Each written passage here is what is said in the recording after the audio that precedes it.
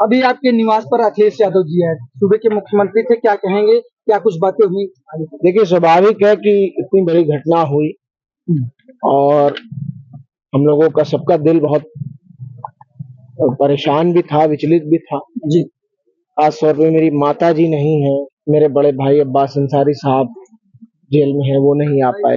पूरा परिवार इकट्ठा था आज, वो दोनों नहीं थे। कहीं ना कहीं मेरे सीने में जो तूफान उठ रहे थे, वो माननीय राष्ट्रीय अध्यक्ष अखिलेश यादव भैया आए और उन्होंने बहुत हिम्मत हौसला दिया मुझे और बहुत मुझे अब सीने को थोड़ा इत्मीनान मिला है।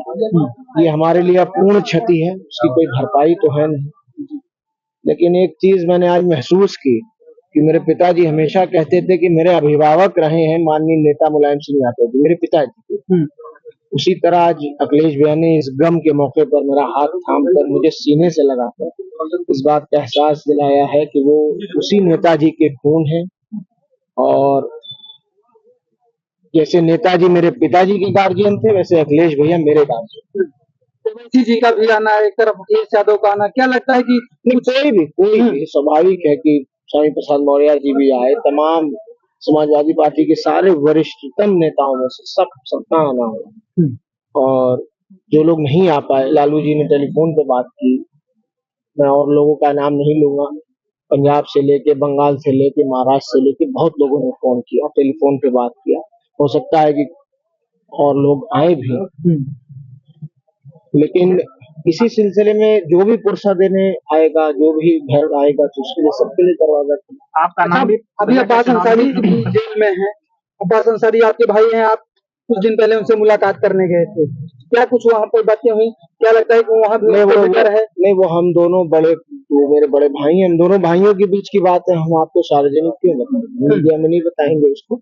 स्वाभाविक है कि उनके भी पिता हैं, मेरे भी पिता हैं, तो एक आप भी किसी के पुत्र हो गए, आप पे जो बीत रही है वही हम पे बीतेगी, मतलब जो आप पे बीतती वही हम पे बीत रही है। तो ये तो कॉमन सेंस की बात है कि गम में थे, लेकिन बहुत मजबूत हैं, बहुत ज्यादा इरादे उनके मजबूत हैं और हौसले से हैं, हिम्मत से हैं, रमजान का पाक पढ़ना है, रोजा रख रहे हैं, कुरान शरीफ पढ़ रहे हैं और उनको बख्श रहे हैं। एक पिता के लिए पुत्र यही कर सकता है, तो वो है नहीं हमारे बीच। जीते जी हम उनकी सेवा नहीं कर पाए, उनकी खिदमत नहीं कर पाए, ये अफसोस, ये गम तो जिंदगी भर रहेगा। अखिलेश यादव यहाँ पे मिट्टी देने नहीं पहुंचे, लोग कह रहे हैं प्रशासन ने रोका है। अखिलेश यादव मिट्टी देने नहीं पहुंचे यहाँ पे। नहीं, उनका तो कल से ही जो प्रोटोकॉल आया था, पूरा प्रोग्राम घर का ही था, घर पे आए, घर से गए, दिखाते हुए ले गया मैं उनको, यहाँ से मैं गाड़ी में साथ था, दिखाते हुए मैं ले गया, उन्होंने धीरे करके एक एक चीज देखी, सब कुछ। लोकसभा चुनाव में भी आपकी बार आपको भी देखने को मिल सकता है जी, लोकसभा चुनाव में प्रत्याशी के रूप में आपको भी देखने को मिल सकता है। चलिए, कोई राजनीति का सोचने का विषय है और हम लोग इस वक्त इस कंडीशन और मेंटल स्टेट में नहीं है कि यार लोकसभा और विधानसभा और राज्यसभा ये सब उनके लिए है जो यकीनन कहीं ना कहीं जनता की सेवा में इसका भी उपयोग है, लेकिन हमारे परिवार में तब से राज्यसभा सांसद और लोकसभा सांसद फरीदुल हक अंसारी, शौकतुल्लाह अंसारी रहे, पूरी फील्ड हो, आसिफ अंसारी हमारे पिताजी के चाचा रहे, वो हाई कोर्ट में जज रहे, doctor M A Ansari Indian National Congress के प्रेसिडेंट रहे, ब्रिगेडियर उस्मान जो हमारे पर नाना है वो ब्रिगेडियर रहे, प्रथम महावीर चक्र विजेता रहे।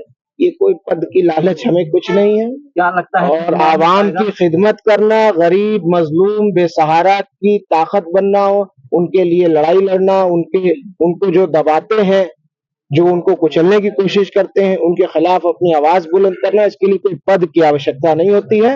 हौसला होना चाहिए, दिल में ये नीयत होनी चाहिए कि हम गरीब मजलूम बेसहारा के साथ खड़े हैं। आपके पिताजी के न रहने पे ये पहला चुनाव होगा, क्या लगता है कि क्या कुछ स्थितियां रहेंगी? आप इस कैसेट को बजाइए खूब, आपका यही काम है, आप खूब इस कैसेट को बजाइए कि अब वो नहीं है तो पहला चुनाव तो कभी ना कभी तो जाना ही था किसी न किसी को भी।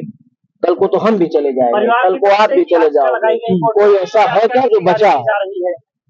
परिवार की तरफ से याचिका कोर्ट में लगाई गई, खबरें आ रही है कि दूसरी याचिका भी लगाई जाएगी, क्या कुछ है संबंध? दोनों बात आपकी गलत है, ना लगाई गई है ना कोई लगाई जा रही है, पहले से पेंडिंग है मेरी ही याचिका सुप्रीम कोर्ट में, सही जानकारी ये है।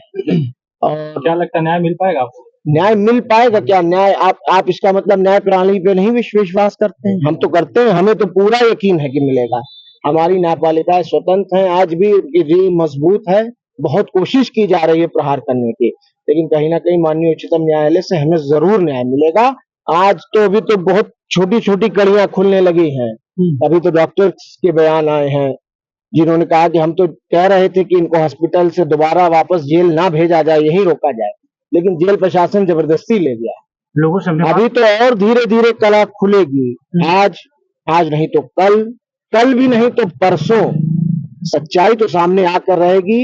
ये स्वाभाविक मौत नहीं है, ये सुनियोजित हत्या है। आपके भाई की जमानत को लेकर क्या कुछ अपडेट है? देखिए, प्रयास कर रहे हैं, पेंडिंग है माननीय उच्च न्यायालय में, और मुझे उम्मीद है कि जल्द इंसाफ मिलेगा। जितने मेन केसेस उनके ऊपर थे, एक आर्म्स लाइसेंस का बड़ा बड़ियार मुकदमा इन लोगों ने लगाया था कि ये तो शूटर थे और इन्होंने इतना असलहा और ये कारतूस और सब कुछ, सारी दलील हुई, 1.5 घंटा बहस चली सुप्रीम कोर्ट में और जवाब देते नहीं बन रहा था सरकारी वकील साहिबा को, और बेल हुई उसको, और सारे केसों में बेल हो चुकी है। 1-2 बचे हैं, उसमें भी अंतरिम। तो वही तो बता रहे थे इतनी देर से भाई कि हमें हिम्मत दी, हमें साहस बढ़ाया, और क्या। एक आखिरी सवाल भैया, मुख्तार अंसारी की सोच को लेकर लोग लगातार बात कर रहे हैं कि वो गरीबों की मसीहा थे, अब वो नहीं है, उनकी सोच पर कौन आगे लेके जाएगा? इससे देखिए, कौन आगे लेके जाएगा, आप ये क्यों सवाल करते हैं? मुख्तार अंसारी का चाहने वाला हर एक शख्स मुख्तार अंसारी है। हम 2 भाई हैं, मेरा तो जो कुछ है, मेरा प्राण, मेरा खून, मेरा हर बदन का एक एक हिस्सा, एक एक टुकड़ा भी मैं अपने भाई पे कुर्बान कर सकता हूँ। ये कंट्रोवर्शियल बातें आप लोग क्यों करते हैं? कौन विरासत को आगे ले जाएगा? वो बड़े स्वाभाविक हैं, वो विधायक भी हैं, और मुझे उम्मीद है कि वो और हम अपने इस पिता की बाकी विरासतें तो हैं, लेकिन एक विरासत वो ये भी छोड़ गए हैं कि जब गरीब को सताया जाए, जब कमजोर को परेशान किया जाए, जब उसका आंसू बहे और वो तुम्हारे दरवाजे पर अगर रात के 2 बजे भी आ जाए तो उसका आंसू पोंछ कर, उसको खुश करके, उसकी मसले का हल करके, उसका सोल्यूशन निकाल के उसको भेजने का काम करना है। इस विरासत को हम दोनों भाई निभाएंगे।